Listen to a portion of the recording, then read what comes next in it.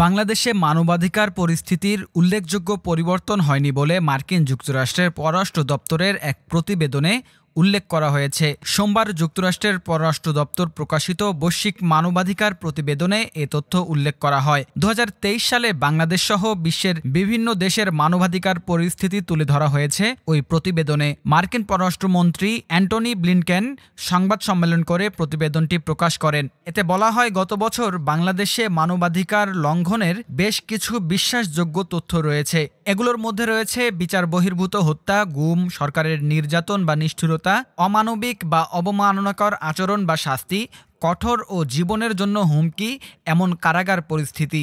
এছাড়া নির্বিচারে গ্রেপ্তার, আটক, বিচার বিভাগের স্বাধীনতা নিয়ে গুরুতর সমস্যা, রাজনৈতিক ও অন্যান্য বন্দী, সাংবাদিকদের উপর সহিংসতা ও অযৌক্তিক গ্রেপ্তার, মতপ্রকাশ সীমিত করার জন্য ফৌজদারি মানহানি আইনের ব্যবহার, গণমাধ্যমের স্বাধীনতা ও ইন্টারনেট ক্ষেত্রে স্বাধীনতার উপর গুরুতর বিধিনিষেধের কথা বলা হয়েছে। মানবাধিকার লঙ্ঘনের জন্য ব্যাপক দায়মুক্তির অসংখ্য তথ্য পাওয়া গেছে। বেশিরভাগ ক্ষেত্রে সরকার মানবাধিকার লঙ্ঘনকারী কর্মকর্তা বা নিরাপত্তা বাহিনীর সদস্যদের চিহ্নিত করতে এবং শাস্তি দেওয়ার জন্য বিশ্বাসযোগ্য পদক্ষেপ নেয়নি। বাংলাদেশে মানবাধিকার সমস্যা হিসেবে শান্তিপূর্ণ সমাবেশের স্বাধীনতা এবং সংস্থার স্বাধীনতায় উল্লেখযোগ্য হস্তক্ষেপের কথা বলা হয়েছে ওই প্রতিবেদনে।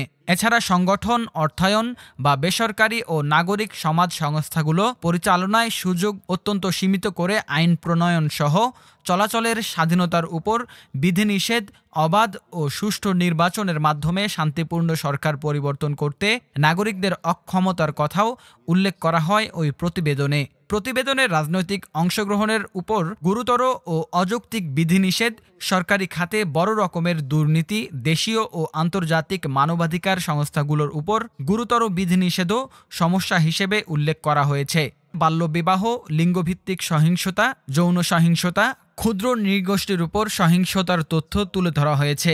এছাড়া লেসবিয়ান, গে, বাইসেক্সুয়াল, ট্রান্সজেন্ডার, কুয়ার বা ইন্টারসেক্স ব্যক্তি, ট্রেড ইউনিয়ন ও শ্রমিকদের সংগঠনের স্বাধীনতার উপর উল্লেখযোগ্য বিধিনিষেধের কথা উল্লেখ করা হয়েছে।